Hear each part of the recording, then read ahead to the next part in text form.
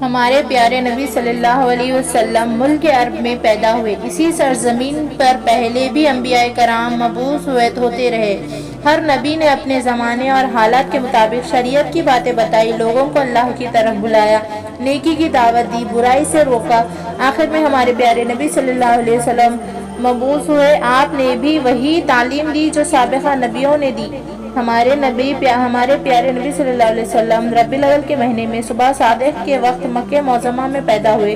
بچے کا نام محمد رکھا گیا۔ ایسا نام عرب میں کسی نے نہیں رکھا۔ آپ صلی اللہ علیہ وسلم جس زمانے میں پیدا ہوئے اس عام میں فیل کہا جاتا ہے۔ فیل کے معنی ہاتھی کے ہے۔ یمن کا بادشاہ ابرہہ کعبے پر حملہ کرنے کی غرض سے آیا تھا۔ فوج کے سپاہی ہاتھیوں پر سوار تھے۔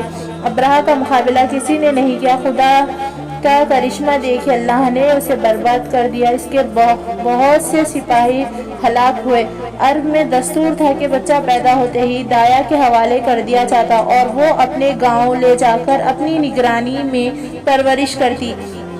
بچہ کھلی ہوا میں پرورش پاتا، تندرست رہتا، صاف ستھری زبان سیکھتا۔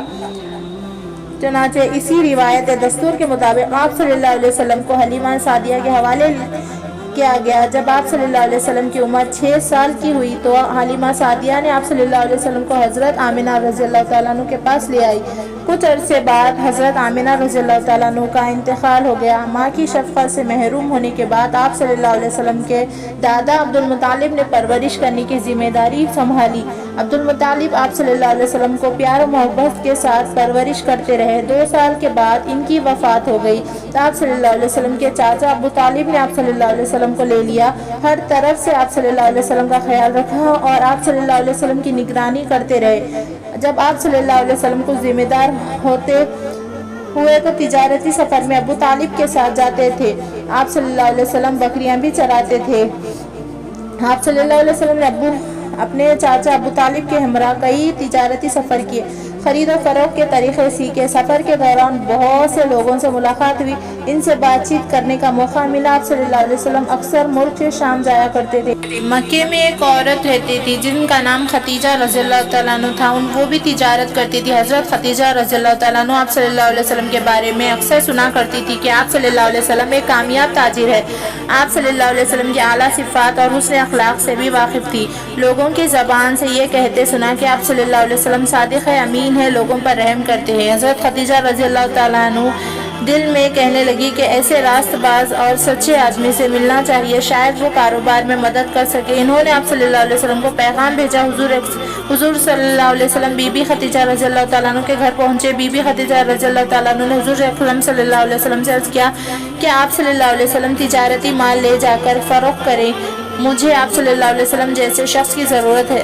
حضور اقدس صلی اللہ علیہ وسلم نے اس پیشکش کو منظور کر لیا، چنانچہ تجارت کا مال لے کر شام جانے کے لیے تیار ہو گئے۔ حضرت خدیجہ رضی اللہ تعالیٰ نے اپنا غلام میسرہ آپ صلی اللہ علیہ وسلم کی خدمت کے لیے ہمراہ کر دیا۔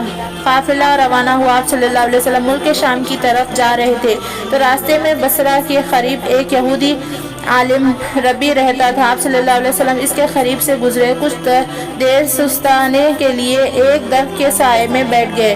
ربی نے آپ صلی اللہ علیہ وسلم کو خوب غور سے دیکھنا شروع کیا اور میسرہ کو اشارے سے اپنے پاس بلا کر پوچھا، یہ تمہارے ساتھ کون ہے؟ اس نے کہا، اس شخص کا تعلق قبیلہ قریش سے ہے۔ ربی نے کہا، خدا کی قسم اس درخت کے نیچے اس سائے تلے سوائے نبی کے کوئی نہیں بیٹھتا، کاش میں اس وقت تک زندہ رہتا جب اس شخص کو نبوت ملتی۔ شام کے سفر سے واپس لوٹے، مال فروخت کرنے کے بعد جو رقم حاصل کی آپ صلی اللہ علیہ وسلم نے حضرت خدیجہ رضی اللہ تعالیٰ عنہ کے حوالے کی۔ حضرت خدیجہ رضی اللہ تعالیٰ عنہ نے میسرہ سے سفر میں پیش آنے والے حالات دریافت کیے۔ آپ صلی اللہ علیہ وسلم کے بارے میں بھی پوچھا۔